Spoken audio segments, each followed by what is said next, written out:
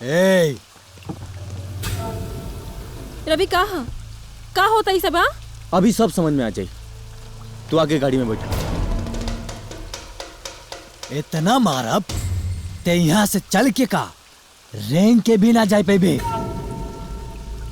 रवि वो पहले ही इतना बेइज्जत हो चुकल बा, इतना मार खा चुकल बा, अब हमके डिस्टर्ब ना करी। हमरा ये बात समझ में नहीं किया। तू हमरा से प्यार करता रुको ओकरा से। रवि अगर इतना ही बा ना तो खुद जाके काहे ना मरला? भाड़ा के गुंडा लेके आयल बड़ा। रवि हमारी बात ध्यान से सुन। मैडम के पीछा करल छोड़ दे, अपने भाड़ा के गुंडा के ना तो तोर चेहरा के ही नक्शा बिगाड़ दे। ए तोरा से कहता नहीं सुनात नहीं का। पहले हम ओकरा पीछे पड़ल रहनी, अब हमार ओकरा से कोनो लेना देना नहीं खे। Good boy.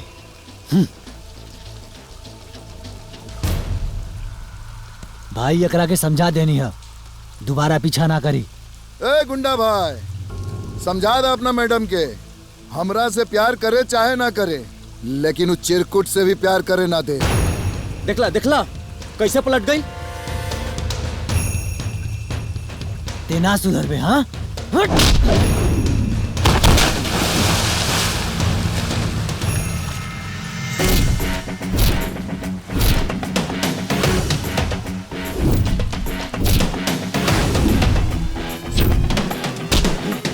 रवि रोक दे सब।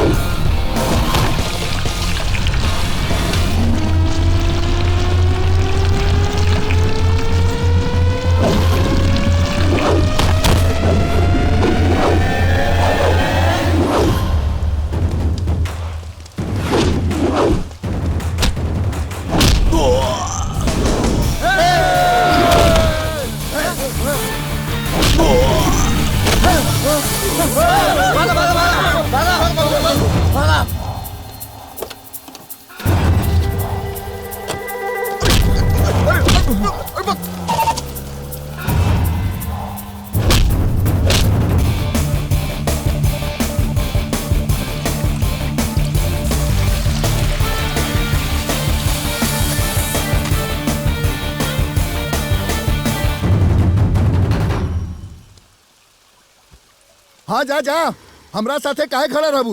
हम तो आवारा है, सड़क के लोफर हैं, तोहार इज्जत खराब हो जाई। लेकिन का करी, हम इसने बनी।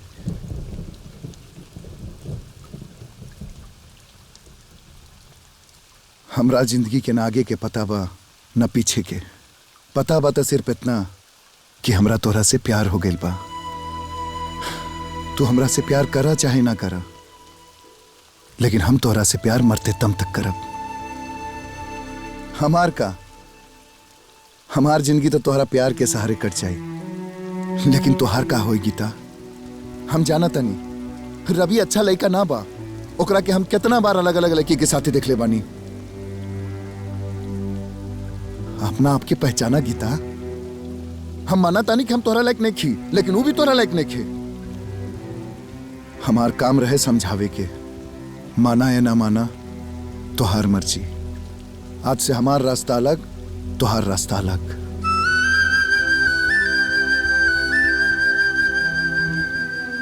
और हाँ, हमार बाबूजी हमेशा कहलन कि हम जिंदगी में आज तक एक भी अच्छा काम ना कर पैनी, लेकिन आज लगा था कि हम एक अच्छा काम कैले बानी, तोहरा से प्यार करके। हम आज तक केहू के भी सॉरी ना बोले बनी, लेकिन पता ना आज मन करता कि तोहरा के सॉरी बोली। हमरा वजह से जब भी तोहार दिल दुखल बा, ओकरा खातिर सॉरी।